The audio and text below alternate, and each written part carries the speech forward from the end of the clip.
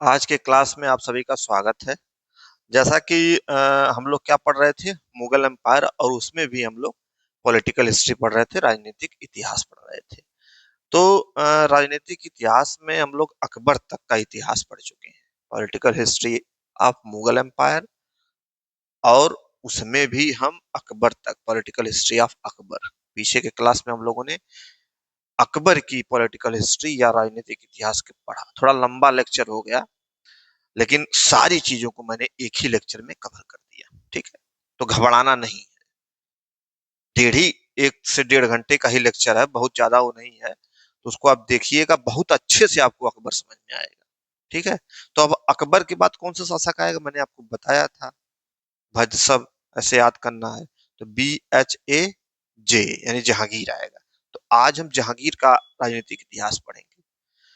और जहांगीर के बारे में थोड़ा बहुत मैं चर्चा कर भी चुका हूँ, थोड़ा बहुत बताया भी हूँ। जो भी पॉलिटिकल हिस्ट्री चल रही थी उसमें जहांगीर आमेर से कैसे धीरे धीरे कनेक्ट होता है, क्या है, ये सारी चीजें मैं पीछे के लेक्चर में बताया हूँ। लेकिन आज जहांगीर के बारे में डिटेल पढ़ेंगे हम लोग। ठीक है, तो आइए हम लोग स्टार्ट करते हैं। पहले सामान्य परिचय, एक छोटा सा इंट्रोडक्शन हो जाए। जहांगीर का राजनीतिक इतिहास। तो भाई, जहांगीर का जन्म कहाँ हुआ था? फतेहपुर सीकरी में। किसके आशीर्वाद से? शेख सलीम चिश्ती के आशीर्वाद से जहांगीर का जन्म फतेहपुर सीकरी में हुआ था। इनकी मां जोधाबाई थी। अब फतेहपुर सीकरी, सीकरी कहाँ है? आगरा के समीप। और सीकरी से आप सलीम भी कनेक्ट करेंगे। सलीम कौन था? इसी जहांगीर का बचपन का नाम क्या था? सलीम था। बचपन का नाम सलीम था। और अकबर इसको शेखू बाबा कह के पुकारता था।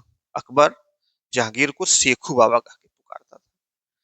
तो जो सलीम चिश्ती की दरगाह है, सलीम चिश्ती की जो दरगाह है, तो सलीम चिश्ती, उन्हीं के नाम पे इनका नाम जहांगीर का सलीम पड़ा।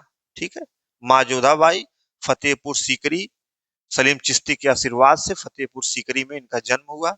बचपन का नाम सलीम था। माँ जोधाबाई थी। इतना चीज आपको समझ में आ गया होगा। अब देखिए, इनके गुरु कौन थे, मैंने जहांगीर के गुरु कौन थे? अब्दुल रहीम खान खाना। अब्दुल रहीम खान खाना। ये कौन है भाई? अब्दुल रहीम खान खाना कौन है? खान खाना कौन है? इनको खान खाना की उपाधि किसने दी थी? अकबर ने दी थी। तो अब्दुल रहीम खान खाना कौन है? मैं इसके बारे में भी डिस्कस कर चुका हूं। एक नाम मैंने आपको बताया था, बैरम खां। पता नहीं आपको याद है कि नहीं है, पीछे के लेक्चर में मैंने बताया था। इन्हीं बैरम खां का पुत्र था अब्दुल रहीम। तो जब बैरम खां की अफगानों द्वारा हत्या कर दी जाती है, तो बैरम खां के पुत्र अब्दुल रहीम रहते हैं। और इनकी बीवी, तो इनके बीवी से तो अकबर क्या कर लेता है? निकाह कर लेता है, शादी कर लेता है बैरम खां की बीवी से। और अब्दुल रहीम को गोद ले लेता है। और आगे चल के यही अब्दुल रहीम जहांगीर के क्या गुरु बनते हैं। तो अब्दुल रहीम को खान खाना की उपाधि भी कौन दिलवाता है? अकबर दिलवाता है। तो अब्दुल रहीम को जानते रहिएगा कि बैरम खां के क्या थे? ये पुत्र थे। ठीक है, अकबर ने अब्दुल रहीम को गोद लिया था। और अब्दुल रहीम की मां से अकबर ने शादी किया था, या बैरम खां की बीवी से शादी किया था। ये चीज क्लियर हो गई होगी। डिटेल चर्चा मैं कर चुका हूँ। अच्छा, जब ये गद्दी पर बैठे जहांगीर, तो इन्होंने क्या किया? कुल 12 राजाज्ञा जारी किया। राजाज्ञा मतलब राजा का आदेश। टोटल 12। अब 12 की लिस्ट बना के रटने मत लगिएगा। जो इंपॉर्टेंस है, जो महत्वपूर्ण है, वो मैं आपको बता रहा हूँ। ये नहीं कि अब 12 राजाज्ञा तो कौन कौन थे, क्या क्या था। ए भाई, जबरदस्ती और बिना बिना कोई टारगेटेड पढ़ना आपकी बहुत बड़ी बेवकूफी होगी। ठीक है, तो कुल 12 राजाज्ञा इतना जानना है कि हाँ, 12 राजाज्ञा जहांगीर द्वारा जारी किया गया। और आगे लिखा है कि शराब व तंबाकू पर प्रतिबंध। ये किस चिड़िया का नाम? अच्छा, एक चीज और बताएं। जैसे पॉलिटिकल हिस्ट्री में बता रहा हूं, तो आप किताबों में जब पॉलिटिकल हिस्ट्री पढ़ेंगे तो वो स्पष्ट नहीं होगा। मैं सारी चीजों को बना दिया हूं कि पुत्र कौन है, मामा कौन है, क्या है, ये सारी चीजें किताबों में तो सब कुछ लिखा है। ऐसा नहीं है कि सब कुछ उसी किताब से ही मैं बता रहा हूँ, सब कुछ किताबों में ही लिखा है, लेकिन एक सिस्टमेटिक, कि आपको पढ़ने में एकदम आसानी हो जाए, उस हिसाब से मैंने इसको कंपाइल किया है, बनाया है। ठीक है, ये चीज आप समझिएगा, क्योंकि पॉलिटिकल हिस्ट्री में एकदम आदमी उलझ जाता है। पॉलिटिकल हिस्ट्री आदमी पढ़ना भी नहीं चाहता है, क्योंकि बहुत उलझाऊ है। क्योंकि क्वेश्चन भी कम आते हैं, दो कारण है न पढ़ने का, एक तो क्वेश्चन कम आते हैं, और दूसरा उलझाऊ है कि मामा पिता भाई किसने हत्या की, क्या, ये सारी चीजें। ठीक है, क्वेश्चन भी कम आता है तो लोग पढ़ना नहीं चाहते हैं। लेकिन एक ही क्वेश्चन मैं ऐसा बताऊंगा, अगर एक ही दो क्वेश्चन आया तो आप 100% उसको हल कर लेंगे। ठीक है, तो कुल 12 राजज्ञा जारी किया। शराब व तंबाकू पर इसने क्या किया, प्रतिबंध लगा दिया। अब मैं एक चीज इसी में आपको थोड़ा सा, इसको डीप में हम लोग चलते हैं कि शराब और तंबाकू पर प्रतिबंध इसने क्यों लगाया, जबकि खुद एक बहुत बड़ा नशेड़ी गजेड़ी था। ये खुद शराब और तंबाकू खाता पीता था, लेकिन और लोगों पे प्रतिबंध लगा दिया। ये कैसी भाई, ये क्या है कि मैं शराब पीऊं तंबाकू खाऊं और पूरे अपने राज्य में सबको, सब पे प्रतिबंध लगा दो, कोई नहीं खाएगा केवल मैं खाऊंगा। तो ये क्यों किया, इसके डीप में थोड़ा हम लोग चलते हैं ना, तो ये बड़ा इंटरेस्टिंग है, थोड़ा सा देखिए। ये देखिए, ये भारत का नक्शा है। ठीक है, छोटा सा मैंने बनाया है। अब आप इतना तो आपको याद ही हो गया, बाबर, हुमायूं, जहांगीर, शाहजहां, औरंगजेब, ये तो आपको याद हो गया होगा। ठीक, तो हुआ क्या कि अकबर अकबर ने उत्तर भारत के लगभग सारे राज्यों को विजित कर ही लिया था। अकबर, बाबर, हुमायूं, फिर अकबर। अकबर ने उत्तर भारत के सारे राज्यों को, लगभग लगभग सारे राज्यों को क्या कर लिया था, कंट्रोल कर लिया था, उस पर नियंत्रण स्थापित कर लिया था। ठीक, तो अब अकबर असीरगढ़ के किले माने दक्षिण भारत के इंट्री गेट पर पहुंचता ही है, वही जीतता है, उसके बाद कहानी उसकी खत्म हो जाती है। तो आते हैं जहांगीर भाई साहब, फिर आते हैं आगे शाहजहां, फिर औरंगजेब। तो यानी कि अब अकबर के बाद दक्षिण भारत में अभियान होना चालू होता है। अकबर ने एक तरह से कहिए नींव रख दी, असीरगढ़ का किला एंट्री गेट तक पहुंच गया अकबर। उसके बाद जहांगीर, शाहजहां, औरंगजेब, ये लोग दक्षिण भारत की तरफ अपना अभियान करते हैं। तो एक बार क्या हुआ कि, अच्छा, ये जहांगीर का जो काल है, जहांगीर का काल क्या है, 1605। 1605 जहांगीर का काल क्या है, 1605। तो अब यहाँ पे, अब 1605 देखिए, यहाँ पे कौन थे, यहाँ क्या गोवा है, और गोवा पे कौन आ चुका था, पुर्तगाली, नियंत्रण स्थापित कर चुके, 1498 में आए थे ये सब। ठीक, अब यहाँ पे बैठे हैं अकबर, पहले अकबर थे, अकबर जब चले गए तो आ गया जहांगीर, और अकबर दक्षिण भारत के इंट्री गेट तक पहुंचे थे, उसके बाद जहांगीर आगे दक्षिण भारत का अभियान करता है। अब अकबर दक्षिण भारत का अभियान, जहांगीर अपने सैनिकों को दक्षिण भारत की तरफ अभियान करने के लिए भेजता है। ठीक, अच्छा, अब पुर्तगाली 1498 में आई गए थे, ये भी आप जानते ही हैं, पुर्तगाली 1498 में आई गए थे। तो 1498 ये है 1605, जहांगीर, इन्होंने अपना अभियान भेजा दक्षिण भारत के लिए। हुआ क्या, आइए, सब 1498 में पहले आए थे और गोवा पर नियंत्रण स्थापित कर चुके थे। तो ये पुर्तगाली जब आए थे तो कुछ फसलें लेकर आए थे। ये मैं आपको जब मॉडर्न हिस्ट्री बताऊंगा ना, तो उसमें बताऊंगा कौन कौन फसल थी, उसका ट्रिक हालांकि मैं बता भी चुका हूँ, एक बार जिक्र कर चुका हूँ एंशियंट में, फिर मैं जिक्र कर दे रहा हूँ, लेकिन डिटेल इसका हम लोग पढ़ेंगे किसमें, मॉडर्न में। तो पुर्तगाली कुछ फसल लेकर आए थे जिसका नाम था मलाई कोफ्ता। अब आप कहेंगे मलाई कोफ्ता लेकर आए थे, ये क्या है भाई, मलाई कोफ्ता का मतलब एम कोफ्ता, और इसी में एक फसल थी तंबाकू। ठीक, तो पुर्तगाली तंबाकू लेकर आए थे, ये तो क्लियर हो गया। और जब ये जहांगीर ने अपने सैनिकों को दक्षिण भारत के अभियान के लिए भेजा, तो क्या हुआ, यहाँ पे पुर्तगाली तंबाकू लेकर आए ही थे, ये सैनिक आए और धीरे धीरे तंबाकू के क्या हो गए, आदी हो गए। सब तंबाकू खाने लगे और एकदम तंबाकू खाने से आनंद भी आने लगा। तो सब एकदम, अब तंबाकू खाएंगे, सब खाएंगे तो फिर क्या होगा, वो क्या अभियान करेंगे। ठीक। तो यहीं से मामला बिगड़ने लगा। तो ये चीज पता चली जहांगीर को कि ऐसा ऐसा हो रहा है, सब नशे में लुत, एकदम नशे में बुत हो जा रहे हैं सब, तंबाकू ये सब नशेड़ी चीजें खाकर। तो क्या किया इसने कि तंबाकू और शराब पर क्या किया, प्रतिबंध लगा दिया। किसने? जहांगीर ने। खुद तो पिएगा, खाएगा, शराब भी पिएगा, तंबाकू भी खाएगा, लेकिन प्रतिबंध लगा दिया सभी लोगों पे और साम्राज्य के जो भी आम सदस्य थे, सैनिकों पर, सब पर लगाया। क्यों? उसका कारण यही है कि पुर्तगाली जो है तंबाकू लेकर आए थे, और सैनिक जब गए दक्षिण भारत तो वहीं पे तंबाकू में मदहोश हो गए सब।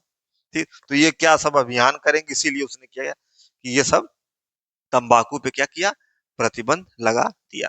अच्छा, जहांगीर को अक्सर, आप जहांगीर का अगर फोटो आप देखते होंगे तो उसमें देखते होंगे आप, जहांगीर हमेशा एक शराब का प्याला लेके बैठा रहता है। ज्यादातर आप फोटो जहां भी जहांगीर का देखेंगे बनाया हुआ, तो उसमें यही है कि एक शराब का प्याला लिए हुए जहांगीर बैठा हुआ है।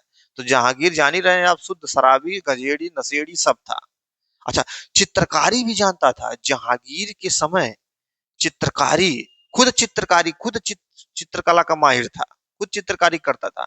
और जहांगीर के समय चित्रकारी एकदम मुगल काल के सर्वोच्चतम अवस्था में होगी चित्रकारी। अभी जब चित्रकारी में बताऊंगा उसमें एकदम क्लियर हो जाएगा आपको। तो थोड़ा कलाकार भी था जहांगीर, हर तरह से कलाकार था। शराब भी पीता था और कलाकारी मतलब चित्रकारी भी करता था। फिर इसके बाद उसके काल में चित्रकारी एकदम सर्वोच्चतम अवस्था में थी। तो ये सारी चीजें देखिए जहांगीर के काल में सब हो रही हैं। ठीक है। तो अच्छा, एक चीज और देखिएगा, पुर्तगाली तंबाकू लेकर आए तो तंबाकू का प्रचलन सबसे पहले कहाँ हुआ, भारत के किस क्षेत्र में हुआ? तो साउथ इंडिया में हुआ। क्योंकि जो सैनिक आए यहीं साउथ इंडिया में ही खा खा कर मदहोश होने लगे तंबाकू। तो सबसे पहले तंबाकू का प्रचलन कहाँ हुआ भारत में? साउथ इंडिया में हुआ। ठीक है। साउथ इंडिया में अभियान के नाते ये स्थिति हो गई। तो ये चीज आपको समझ में आई होगी कि कि पुर्तगाली कैसे कैसे क्या किए। ठीक है। अच्छा, अब देखिए, तो इतना अब आपको समझ में आ गया होगा कि प्रतिबंध क्यों लगाया, क्या कारण था। ये आप वीडियो पॉज करके नोट कर लीजिएगा, मैंने इसको मिटा दिया है, लेकिन आप बैक करके वीडियो पॉज करिएगा, इसको नोट कर लीजिएगा। ठीक है। तो भाई यहां तक तो हम लोग पहुंच गए कि शराब और तंबाकू पर प्रतिबंध क्यों किया, कारण मैंने बता दिया। ठीक। अच्छा, न्याय की जंजीर, जहांगीर ने अपने साम्राज्य में अपने न्याय की जंजीर टंगवाई थी। ये क्या है, ये किस चीज का नाम है? जैसे कोई आम आदमी आया तो सीधे गया जंजीर को हिलाया। और इसके बाद जंजीर हिलाने का मतलब है कि डायरेक्ट जाके आप राजा से मिल सकते, डायरेक्ट जहांगीर से मिल सकते हैं। तो यही, इसी को न्याय की उस जंजीर को न्याय की जंजीर कहा जाता था। तो कोई आया, अपना हिलाया, फिर डायरेक्ट जहांगीर से या राजा से मिल लिया। तो ये पूछा जाता है क्वेश्चन कि न्याय की जंजीर किसने चालू की, किसने, किसके काल में होता था? तो किसके काल में? जहांगीर के काल में। अच्छा, इसकी प्रमुख विजय मेवाड़ और कांगड़ा। मेवाड़ को तो आप अच्छी तरह से जान रहे होंगे अब, क्योंकि मेवाड़ के बारे में मैं डिटेल चर्चा कर चुका हूं कि मेवाड़ अंततः जहांगीर मिलाता है। अकबर तो बहुत कोशिश करता है, लेकिन मेवाड़ को नियंत्रित, पूरी तरह से नियंत्रित नहीं कर पाता है। और जहांगीर के काल में मेवाड़ को मुगलों ने अपने अधीन कर लिया। ठीक। तो मेवाड़ और कांगड़ा इसकी प्रमुख विजय थी। ठीक है। तो इतना आपको समझ में आया होगा। अब आइए इसके विवाह के बारे में। जहांगीर जहांगीर के विवाह। अब आप सुने होंगे कि जहांगीर ने बहुत विवाह किया था, 16, लगभग 16 शादियां किया था, 16 बीवी थी। अब उसकी लिस्ट बना के रटने मत लगिएगा कि 16 किया था तो कौन कौन था, क्या क्या था ना। जो महत्वपूर्ण है उसी को पढ़ना है, फालतू चीजें मत पढ़िए। 16 मैंने एक जानकारी के लिए बता दिया। तो कौन कौन है थोड़ा देखा जाए। जहांगीर के विवाह में मानबाई। अब मानबाई को आप देखेंगे तो इनके बारे में भी मैं चर्चा कर चुका हूं कि मानबाई कौन थी। आमेर के राजपूत एक भारमल थे, पीछे क्लास में मैंने बताया है। भारमल थे, उनके उनका पुत्र कौन था? भगवान दास। और भगवान दास की पुत्री थी मानबाई। पीछे के क्लास में मैंने बताया क्या, एक थे भारमल आमेर के राजा, इनके पुत्र थे भगवान दास, इनकी पुत्री थी मानबाई, और एक पुत्र भी इनको था। क्या नाम था उनका? मान सिंह। तो मानबाई मान सिंह।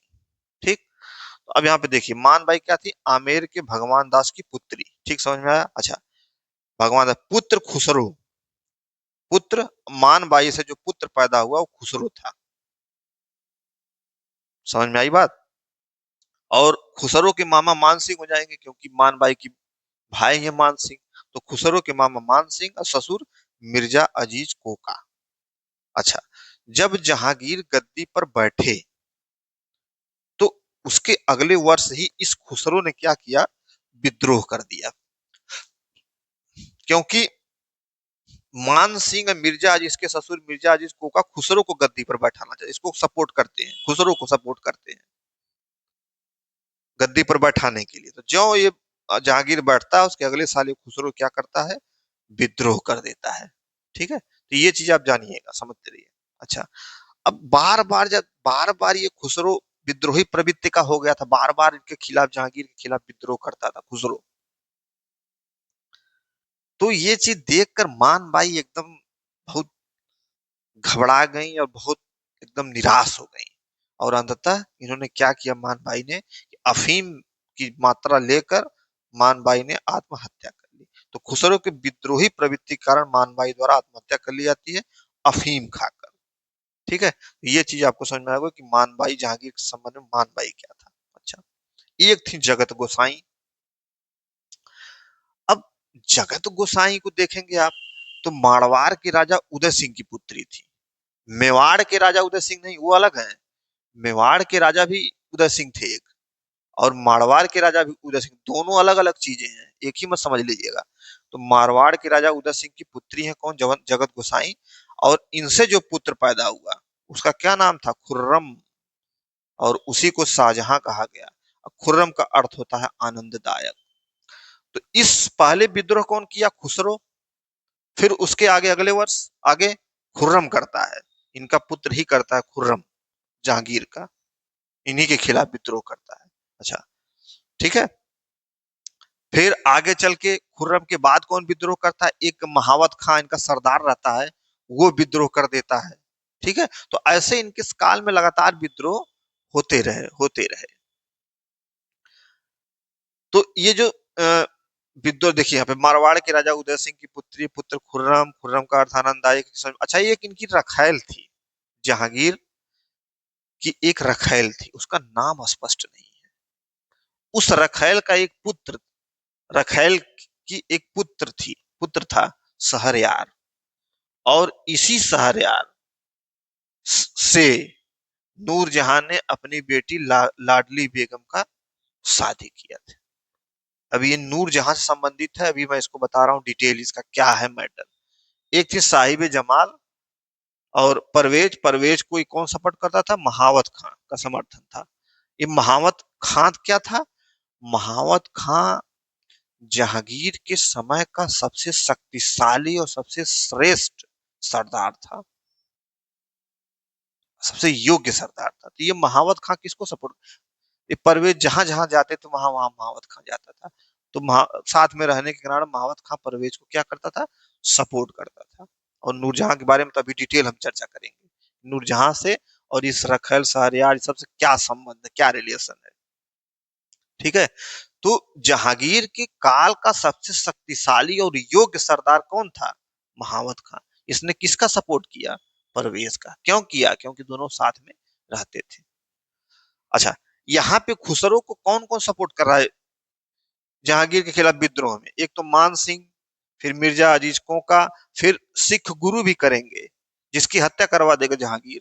एक सिख गुरु भी करेंगे, जहांगीर उसकी हत्या करवा देगा। तो सिख गुरुओं की भी हत्या, एक एक हत्या जहांगीर करवाता, आगे औरंगजेब भी एक सिख गुरु की हत्या करवाता है।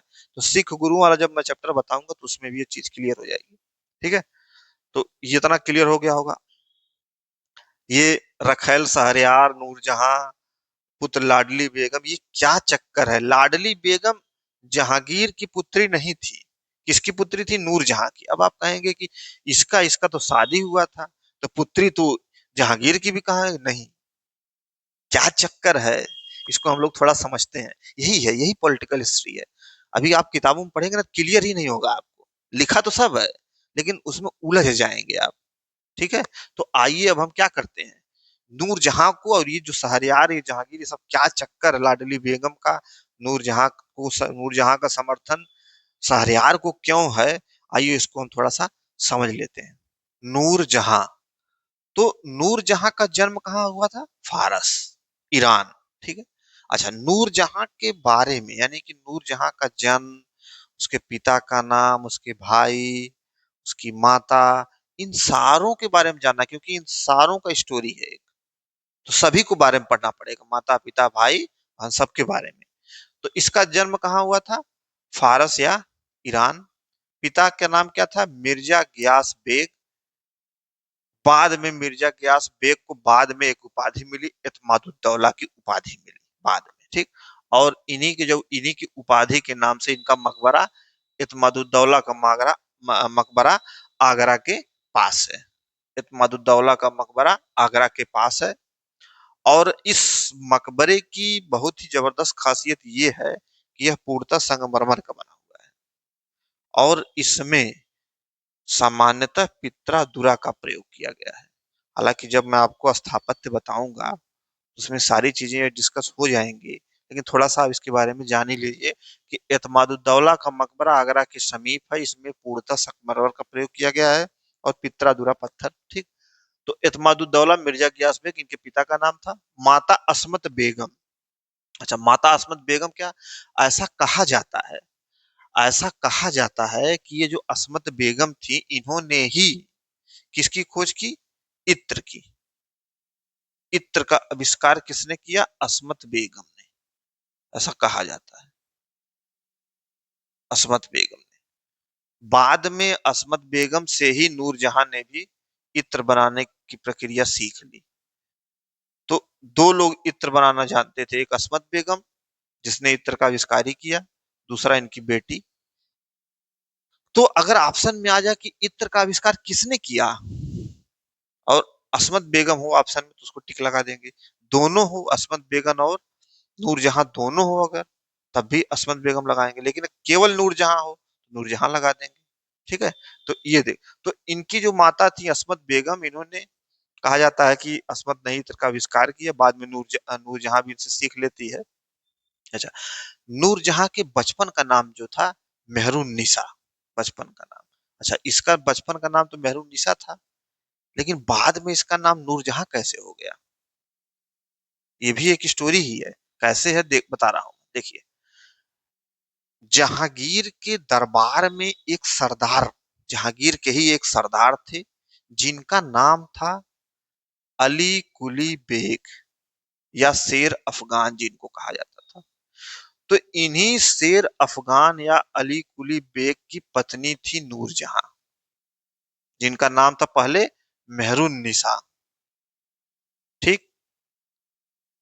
तो बाद में धीरे धीरे धीरे धीरे जहांगीर जो है, नूरजहां को देखकर धीरे धीरे नूरजहां के प्रति जहांगीर आसक्त होने लगा, उसको पसंद करने लगा। फिर बाद में जहांगीर ने नूरजहां से शादी कर ली। अब नूरजहां जो है एक मध्यकाल की कहिए तो एक बहुत ही महत्वाकांक्षी महिला थी। तो अब ये बेचारे भाई साहब जहांगीर तो शादी कर लिए। अब धीरे धीरे धीरे धीरे नूरजहां ने क्या किया, धीरे धीरे एकदम नियंत्रण, जहांगीर पे अपना एकदम नियंत्रण था, जो कहती थी वही करती थी जहांगीर। ठीक। तो जहांगीर एकदम नूरजहां के नियंत्रण में आ गए थे। तो अब क्या होगा कि राजा के साथ, यानी जहांगीर के साथ नूरजहां एक साथ राज दरबार में पधारती थी। कोई पत्र जारी हुआ या कोई शाही आदेश जारी हुआ, तो उसमें भी नूरजहां का नाम रहता था। नूरजहां बाद में अपने नाम से सिक्के भी चलवाने लगी, तमाम पत्राचार सब में अपना नाम डलवाने लगी। धीरे धीरे धीरे धीरे ये नूरजहां एकदम मजबूत होने लगी। ठीक है। राजपाट के कामों में भाग लेने लगी, तमाम चीजें करने लगी। ठीक। सम्राट के साथ आने लगी, जाने लगी। अच्छा, झरोखा झरोखा दर्शन एक होता था, तो झरोखा दर्शन भी चालू करी, झरोखा दर्शन देने लगी नूरजहां। ये तमाम चीजें कर रही है। जहांगीर पी के पड़े रहते थे। पति पत्नी में कह लीजिए कि यदि पति पियक्कड़ निकल गया, शराब पीने लगा, तो सारा काम कौन संभालेगा? पत्नी। तो वही दशा हुई। जहांगीर प्योर नशेड़ी था, ठीक। तो नूरजहां का जहांगीर पे नियंत्रण हो ही गया था। अब ये पी कर गिरे रहते जहांगीर, और नूरजहां बेचारी पूरा राजपाट पूरा संभालती थी, तो एकदम नियंत्रण कर ली थी नूरजहां। ठीक है। अब जब नियंत्रण कर लेगी तो देखिए, अब आगे कहानी देखिए। जहांगीर पे इसका नियंत्रण हो गया है, ठीक है। जो नूरजहां कहती वही जहांगीर करती। तो नूरजहां तो पहली पत्नी, नूरजहां किसकी पत्नी थी पहले? इसकी थी ना, अली कुली बेग की पत्नी थी। इससे एक बेटी थी, उसका नाम था लाडली बेगम। तो नूरजहां इसी लाडली बेगम की शादी शहरयार से की थी। शहरयार को आप, मैंने अभी बताया शहरयार को भी। शहरयार कौन था? शहरयार कौन था? भूल गए? बैक करिए थोड़ा सा तो आपको क्लियर हो जाएगा। तो ये लाडली बेगम अली कुली की बेटी थी, ठीक। ये शहरयार से। तो नूरजहां चाहती थी कि लाडली बेगम की शादी शहरयार से हो जाए, तो शहरयार से कर दी। तो जब लाडली बेगम की शादी शहरयार से हो गई, तो अब नूरजहां धीरे धीरे चाह रही थी कि जब जहांगीर चले जाएं तो शहरयार मुगल बादशाह बने। तो नूरजहां किसको सपोर्ट करने लगी? शहरयार को, कि शहरयार ही जो है अगला बादशाह, शहरयार ही बने। ठीक है। तो अब देखिए, अब ये इतनी शक्तिशाली हो गई थी, इतनी शक्तिशाली नूरजहां, कि अपना एक गुट बना ली थी नूरजहां, जिसका नाम था नूरजहां गुट, या जनता गुट भी कहते थे। उसमें पहले शाहजहां भी था, ये खुर्रम भी था उस गुट में, अभी बता रहा हूं मैं। उसमें खुर्रम भी था, बाद में इसको पता चला कि मामला गड़बड़ है, तो ये गुट से बाहर हो गया है, छोड़ दिया गुट को। ठीक है। तो लाडली बेगम की शादी शहरयार से हुई थी। लाडली बेगम किसकी पुत्री थी? नूरजहां की। और नूरजहां चाहती चाहती थी कि इसका दामाद शहरयार ही शासक बने अगला, ठीक, ये चाहते थे। तो नूरजहां, ये भी एक समस्या थी कि नूरजहां के लिए कि जहांगीर कालीन जितने भी विद्रोह होते हैं नूरजहां के कारण होते हैं, नूरजहां के कारण, क्योंकि नूरजहां चाहते थे कि उसका दामाद शहरयार अगला शासक बने। तो नूरजहां की वजह से ही शाहजहां व महावत खां का विद्रोह होता है। किसके काल में? इसी के काल में, जहांगीर के काल में। ठीक। तो नूरजहां अपने मन का करना चालू, क्योंकि जहांगीर उसके एकदम कंट्रोल में आ गया। ठीक है। अब आगे देखिए, आगे कैसे होता है। क्योंकि नूरजहां की बेटी जो लाडली थी, ये शहरयार से आए, नूरजहां चाहते थे शहरयार गद्दी पर बैठे। ठीक है। तो ये सब चीजों को देखते हुए बाद में जब शाहजहां आता है गद्दी पर, शाहजहां बैठता है, तो फिर नूरजहां को जो है पेंशन उन्शन दे के इनको अपना, नूरजहां अपनी लाहौर चली जाती हैं। जहांगीर, जहां जहांगीर दफन रहता है वहीं पे इनको भी दफना दिया जाता है इनकी मृत्यु होने के बाद। तो जब जहांगीर जहांगीर से विवाह, मेहरुन निसा या नूरजहां का जहांगीर से विवाह होता है, तो ये नूरजहां या नूर महल नाम कौन रखता है? जहांगीर रखता है, क्योंकि बचपन का नाम तो इनको मेहरुन निसा था। ये नाम क्यों? नूर जहां का मतलब होता है कि जहां की नूर, मतलब इस जहां की नूर, इस संसार की नूर। और नूर महल का मतलब होता है कि इस महल की नूर। तो जहांगीर नूर जहां या नूर महल मेहरून निसा को कहता है, और यही नूर जहां 1611 में विवाह करता है। ठीक है। नूर जहां और नूर महल। तो ये तो कहानी आप समझे होंगे कैसे क्या था, नूर जहां गुट बना, जनता गुट बना, ये तमाम चीजें बनी। यहाँ पे भी मैंने बताया कि अभी कि आसफ खां की पुत्री, आसफ खां कौन था? नूरजहां का भाई था। तो इनकी एक पुत्री थी मुमताज, और इन्हीं की, मुमताज की शादी शाहजहां से हुई थी। और शाहजहां ने इनकी ही याद में ताजमहल बनवाया था।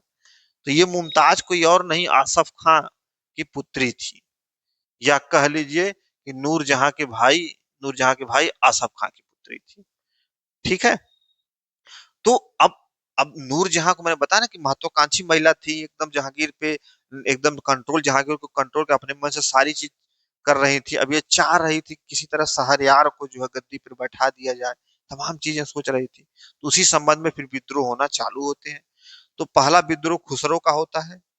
1605 में जहांगीर बैठते हैं गद्दी पे। उसके अगले वर्ष ही खुसरो 1606 में विद्रोह कर देता है। तो ये वाला विद्रोह नूरजहां के कारण नहीं होता है, ये दोनों नूरजहां के कारण होता है, खुर्रम और महावत खां का। इसमें क्या होता है, इसमें खुसरो के मामा मान सिंह और ससुर मिर्जा अजी कोका का खुसरो को समर्थन रहता है। अच्छा, इसमें होता क्या है कि चूंकि जहांगीर के पैरेलल कुछ लोग इस खुसरो को प्रमोट करने लगते थे, ठीक। और जहांगीर भी क्या करता था कि इसको जब जान गया कि इसको प्रमोट कर रहे हैं लोग खुसरो को, तो इसको कठिन टास्क देता था, कठिन जगह इसको भेजता था। तो इन सारी चीजों से ये खुसरो भी जहांगीर से नाराज था, ठीक। और ये लोग सपोर्ट कर ही रहे थे, मान सिंह, मिर्जा जी कोका। अच्छा, पांचवें गुरु अर्जुन देव भी इस खुसरो को सपोर्ट कर रहे थे। ये तीनों लोग सपोर्ट कर रहे थे, ठीक। और जब पांचवें गुरु अर्जुन देव ने इसको सपोर्ट किया तो इसको मृत्युदंड, इसी जहांगीर ने इसको मृत्युदंड दे दिया। तो जहांगीर सिख गुरु है, अर्जुन देव सिख गुरु है, इनको मृत्युदंड देगा कौन? जहांगीर। तो मुगल बादशाह में पहला ऐसा ही शासक है जिसने सिख गुरु को मृत्युदंड दिया, अर्जुन देव को। अगला औरंगजेब आएगा जो गुरु तेग बहादुर को मृत्युदंड देगा, कौन? औरंगजेब। तो इनको भी दिमाग दिमाग में रखना है कि मुगल बादशाहों में कौन बादशाह ऐसा है जो सिख गुरुओं को मृत्युदंड दिया। पहला नंबर कौन है? जहांगीर, जिसने अर्जुन देव को मृत्युदंड दिया। फिर आगे औरंगजेब आता है, वो किसको देता है? गुरु तेग बहादुर देता है, ठीक। तो अब कारण आप समझी गए। अच्छा, इलाहाबाद में खुसरो बाग में असल बात यह है ना कि जैसे इसको खुसरो को क्या हुआ कि खुसरो जो विद्रोह विद्रोह तो इन लोगों का सपोर्ट से विद्रोह तो कर ही दिया था, 1606 में ही कर दिया, ठीक। तो शाहजहां के भाई हैं खुसरो, आप देख ही रहे हैं, शाहजहां के भाई है तो कहलाएंगे खुसरो। तो एक बार क्या हुआ कि ये शाहजहां और खुसरो इन दोनों में प्रतिद्वंदता चलती थी। तो खुसरो शाहजहां ने या खुर्रम ने क्या किया कि खुसरो को लेकर गया दक्षिण भारत और वहीं इनको निपटा दिया। तो बाद में इसको पता चला जहांगीर को, तो जहांगीर ने उसकी वहीं पे कब्र बनवा दी खुसरो की। लेकिन फिर बाद में वहां से हटा उठा के फिर ला गई, कहानी अलग है, ठीक। बाद में इसको अंततः इसको कहाँ दफनाया गया? इलाहाबाद में। इलाहाबाद के जो रहने वाले होंगे वो जानते होंगे खुसरो बाग। तो खुसरो को खुसरो बाग में दफन किया गया है अंततः इलाहाबाद में। यानी कि इसके पहले भी कहीं दफनाया गया था और अंततः इसको इलाहाबाद में दफनाया गया, ठीक है। कारण आप जान ही गए कि जहांगीर के पैरेलल खुसरो को कुछ लोग प्रमोट कर रहे थे, उनमें इनके मामा, ससुर और ये पांचवें गुरु अर्जुन देव थे, ठीक। और जहांगीर खुसरो को कठिन टास्क भी देता था कि जाओ ये हल करके आओ, जाओ वो करके आओ। खुसरो भी इस कारण से जहांगीर से नाराज रहता था, ईर्ष्या करने लगा। इसे धीरे धीरे मामला बढ़ा, फिर विद्रोह हो गया, फिर ये सारी चीजें हुई। ये जो जहांगीर कालीन विद्रोह है, शाहजहां या खुर्रम और महावत खां का विद्रोह, देखिए 1621 और 1626, ये दोनों नूरजहां के कारण होता है। क्योंकि अब जहांगीर तो दिन भर पी के पड़ा रहता था, संभालती थी नूरजहां सारी चीजें। तो अब नूरजहां सोचती थी कि मेरा दामाद जो है शासक बने। दामाद कौन था? शहरयार।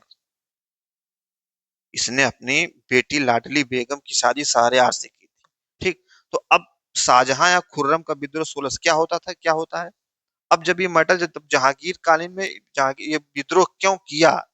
एक बार क्या हुआ कि विद्रोह दबाने के लिए नूरजहां ने जहांगीर से कहा कि इसको जो है खुर्रम को भेजो विद्रोह दबाने के लिए कंधार। नूरजहां ने जहांगीर से बोला कि खुर्रम को या शाहजहां को भेजिए, कहां पे? कंधार, विद्रोह दबाने के लिए। तो इसको पता चला शाहजहां को कि ऐसी ऐसी बात है, तो इसको ये डर हो गया कि कहीं मैं विद्रोह दबाने चला जाऊं तब तक ये जो है नूरजहां कहीं शहरयार को न गद्दी पर बैठा दे। इसको ये डर हो गया। तो ये क्या करता है खुर्रम, शाहजहां? विद्रोह दबाने के लिए कंधार जाने से मना कर देता है, कंधार नहीं जाता है और विद्रोह कर देता है। किसके खिलाफ? जहांगीर के खिलाफ विद्रोह कर देता है। अब देखिए, अब ये कांधार जब ये नहीं जाते हैं तो इसी समय कांधार जो है मुगलों से निकल जाता है, मुगलों को नहीं मिलता है। तो नूरजहां द्वारा शाहयार को शासक बनाए जाने का डर किसको था? खुर्रम को था। या शाहजहां को था। इसीलिए शाहजहां कंधार नहीं गया। कंधार इसको कौन भेज रहा था? जहांगीर भेज रहा था। लेकिन मेन मेन कौन था? नूरजहां। नूरजहां के कहने पे ही जहांगीर भेज रहा था। ठीक है, तो ये मैटर है। अच्छा, अगला महावत खां। इसके बाद महावत खां का विद्रोह क्यों होता है? महावत खां समस्या क्या है? महावत खां एक बहुत ही शक्तिशाली सरदार था। ठीक है, तो परवेज का समर्थन ही क्यों करता था? क्योंकि परवेज और महावत खां की पोस्टिंग साथ साथ होती थी। ये जहां भी जाते थे दोनों एक साथ जाते थे। ठीक, तो क्या हुआ कि महावत खां को ज्यादा परेशान करने लगा नूरजहां महावत खां। क्यों? क्योंकि ये दोनों मिलकर चाहते थे कि ये गद्दी पर न बैठे, शहरयार गद्दी पर न बैठे, नूरजहां का दामाद। तो नूरजहां चाहने लगी कि ये दोनों साथ में रहते हैं, इन लोगों को तोड़ो। तो तोड़ने के चक्कर में महावत खां को ज्यादा परेशान कर दी नूरजहां। ज्यादा परेशान कर दी तो ये क्या किए, सब विद्रोह कर दिए। अब विद्रोह कर दिए तो फिर आगे जो है कहानी। तो ये जहांगीर कालीन विद्रोह, तीन विद्रोह है, प्रमुख विद्रोह। ठीक, यही तीन विद्रोह है। इससे ज्यादा विद्रोह भी पढ़ने की जरूरत है नहीं, क्योंकि प्रमुख विद्रोह तीन यही है। मुख्य विद्रोह ये दोनों, इन दोनों का कारण है नूरजहां। और इसका कारण है कि ईर्ष्या, एक तरह से कह लीजिए कि जहांगीर और खुसरो में एक दूसरे से ईर्ष्या थी, और इस खुसरो को कुछ लोग प्रमोट भी कर रहे थे। ठीक, तो अब ये सारी चीजें आपको समझ में आई होगी क्या है। असमत बेगम है इनकी माँ, तो इन्होंने क्या किया? इत्र का आविष्कार आप समझ ही गए होंगे। नूरजहां गुट, जनता गुट कैसे बना? जब नूरजहां मजबूत हुई, जहांगीर को अपने कंट्रोल में कर दी, सारा सब कुछ देखने लगी, तो इन्होंने एक नूरजहां गुट बना दिया। और नूरजहां गुट में ये खुर्रम था, ये शाहजहां था इसमें। बाद में देखा कि ये मेरी सुनने वाली नहीं है, इसको भी तो महत्वाकांक्षा थी कि मैं भी गद्दी पर बैठूं। लेकिन बाद में ये देखता है कि नूरजहां जो है अपने दामाद को बैठाने के चक्कर में है, तो ये गुट छोड़कर भाग जाता है और यही विद्रोह भी कर देता है फिर जहांगीर काल में। तो यही सब कहानी है। तो इन सब कहानियों में बहुत ज्यादा आपको नहीं पढ़ना है, मैंने बता दिया, लेकिन बहुत ज्यादा नहीं पढ़ना, क्योंकि पॉलिटिकल हिस्ट्री बहुत ही महत्वपूर्ण नहीं है। बस कहानी आपको बड़ा अच्छा लगता है कि हाँ, अच्छा आपकी ये भी समझ में आ गया कि जहांगीर ने इससे विवाह कर लिया, इसका विवाह एक बार नूरजहां का विवाह एक बार हुआ था, इसी जहांगीर के सरदार एक थे उसी से हुआ था। इतनी नूरजहां इतनी सुंदर थी कि जहांगीर उस पे आसक्त हो गया, फिर बाद में शादी कर लिया, फिर तमाम चीजें होती है, सब बड़ा अच्छा लगता है आपको, जो कि बहुत महत्वपूर्ण नहीं है। अब इसमें क्या महत्वपूर्ण है? जैसे देखिए, नूरजहां तो बहुत महत्वपूर्ण हो गई। क्यों? क्योंकि ये एक ऐसी महिला है कि जो मध्यकाल में बड़ी महत्वाकांक्षी महिला थी, बहुत महत्वाकांक्षी। इसने बहुत चीजें की। जैसे अब देखिए, ये इनके इनसे संबंधित कई चीजें हैं। जैसे इनके इनके माता जो असमत बेगम है, इन्होंने इत्र का आविष्कार किया, इसने एक नूरजहां गुट बनाया, फिर ये विद्रोह, तमाम चीजें हैं। तो ये तो हो गया नूरजहां और उसके जहांगीर कालीन विद्रोह। तो आज के क्लास में हम लोगों ने जहांगीर का पूरा पॉलिटिकल हिस्ट्री पढ़ा, जिसमें उसकी पत्नियां, उसका विवाह, विद्रोह, तमाम चीजें थी। अब जहांगीर की बात कौन आएगा? शाहजहां की औरंगजेब। तो अगला शासक कौन है? यहीं से देखिए ना, खुर्रम। शाहजहां या खुर्रम विद्रोह करता है ना, अब यहीं से कनेक्ट हो जाएगी शाहजहां की स्टोरी। ठीक है, तो आगे कौन आने वाला है? खुर्रम या शाहजहां आने वाला है। और शाहजहां और औरंगजेब की स्टोरी एक दूसरे से कनेक्ट है, इसलिए इनको आगे की क्लास में बताया जाएगा। ठीक है, तब तक के लिए आप इस लेक्चर को देखिए, रिवाइज करिए, चिंतन मनन करिए, फिर क्वेश्चन सॉल्व करिए। ठीक है, तो मिलते हैं आपसे अगले लेक्चर में। Thank you.